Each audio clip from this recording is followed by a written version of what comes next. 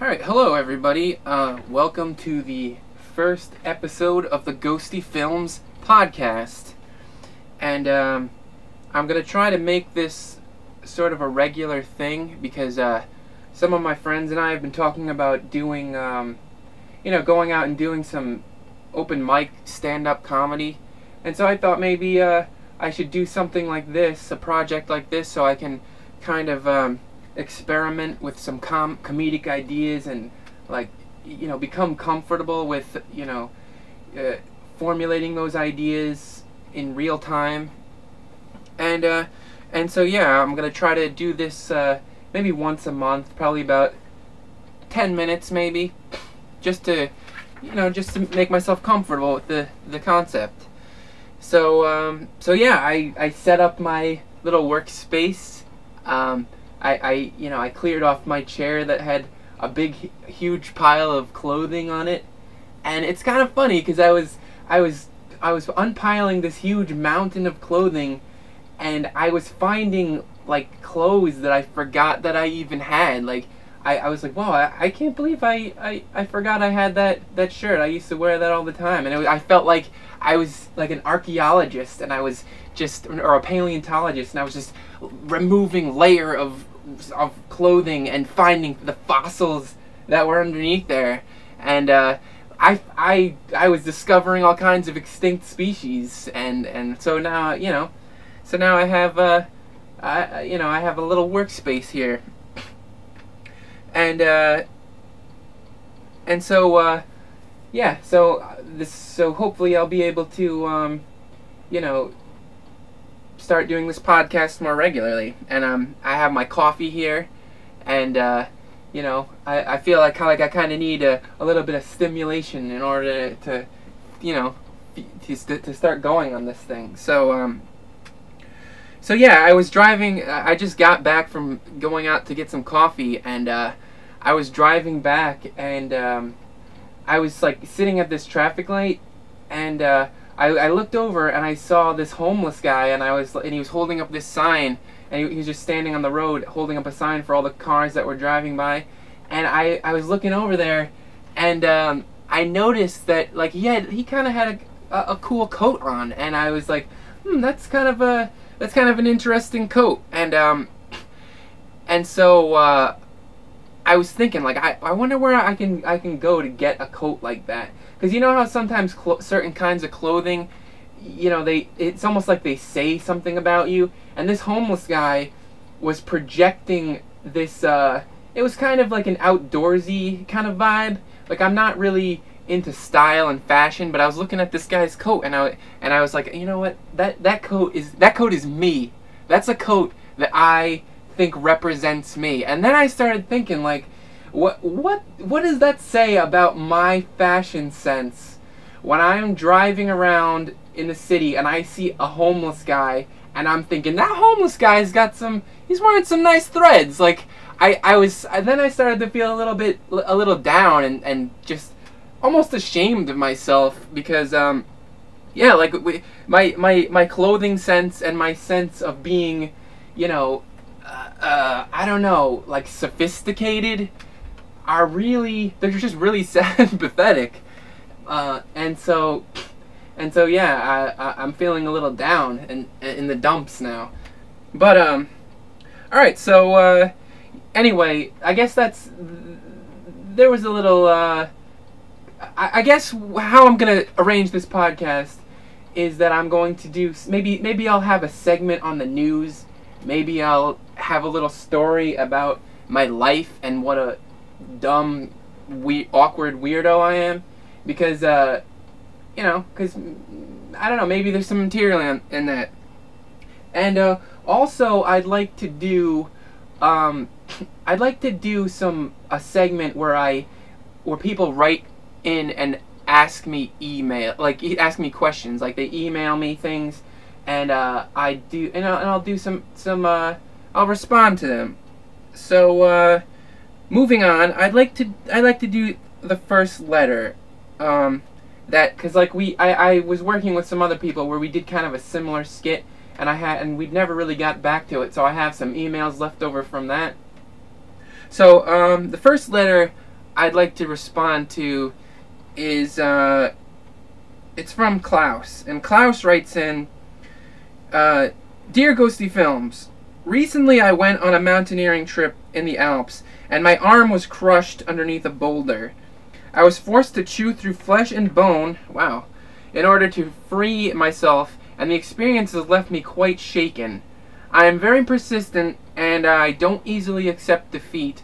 I'm planning on taking another trip this summer, despite my missing arm. Wow, that shows some ambition and initiative. He's like taking the thing that ruined him in a way, and he's coming back full force, and he's conquering that thing. All right, so yeah, that's pretty admirable. All right, so he continues. He goes, This time I'm vowing to be better prepared. In the rare event that my other arm is trapped under another boulder, what condiments/seasonings should I bring with me in order to ensure that the amputation process is an enjoyable dining experience? Klaus. Wow. You know, I'm trying to think of some of the people I know and how they prepare their human flesh.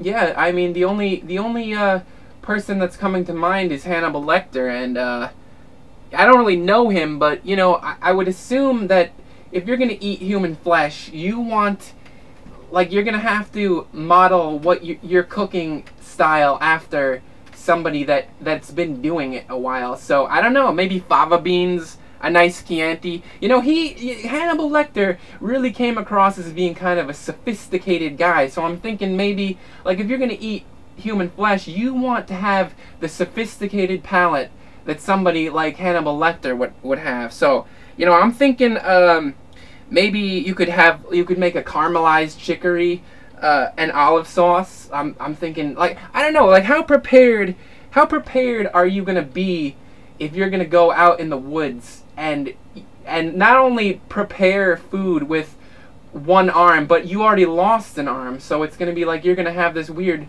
prosthetic arm, and you're gonna be starting some kind of cooking process with this other prosthetic arm. So I don't know how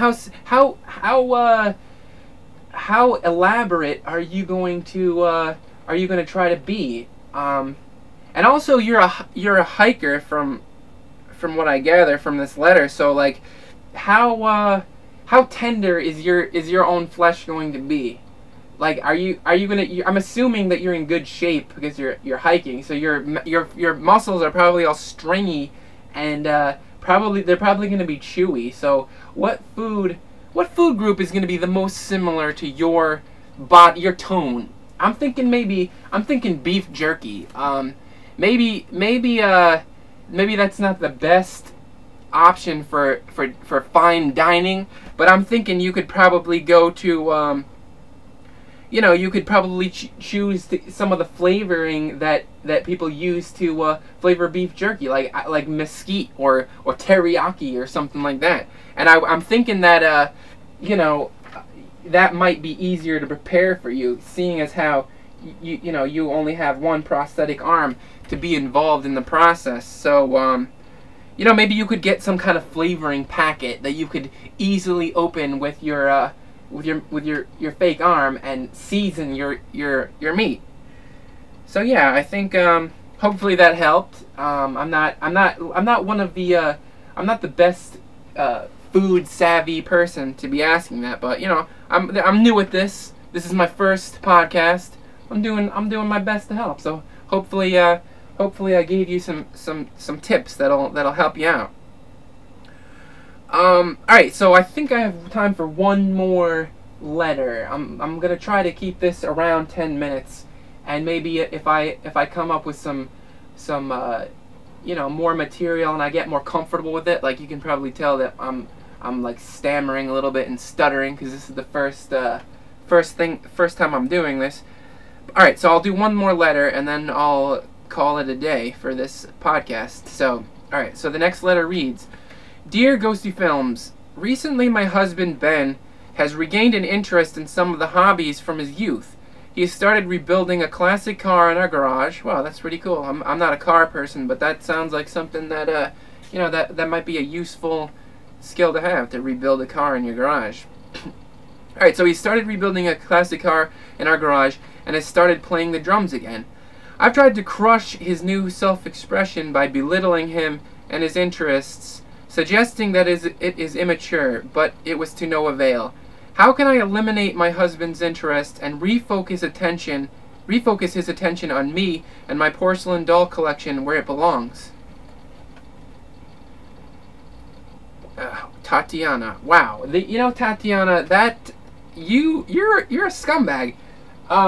Yeah, so your husband wants to feel like a human being with some self-worth, and you feel like his attention should be on you and your hobbies. Alright, so, you know, I think the best way to do that would probably be to kill yourself. Because, like, once you kill yourself, what better way to get his attention and redirect it toward yourself than to, you know, off yourself in a creative way.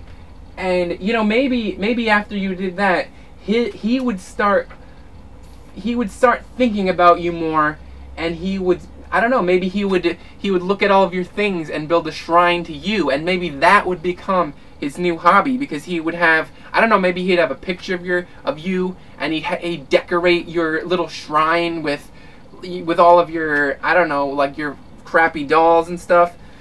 So yeah, I think maybe that would be the best, most powerful way to redirect his attention. So yeah, you should kill yourself. All right, so I feel like maybe that's a pretty decent first episode of the podcast. Maybe next time I'll go a little bit longer, and maybe as I become more comfortable with this, the episodes will just maybe I'll next time I'll try to shoot for 15 minutes, or maybe 20, or maybe half an hour. Alright, so that has been the first episode of the GhostyFilms podcast.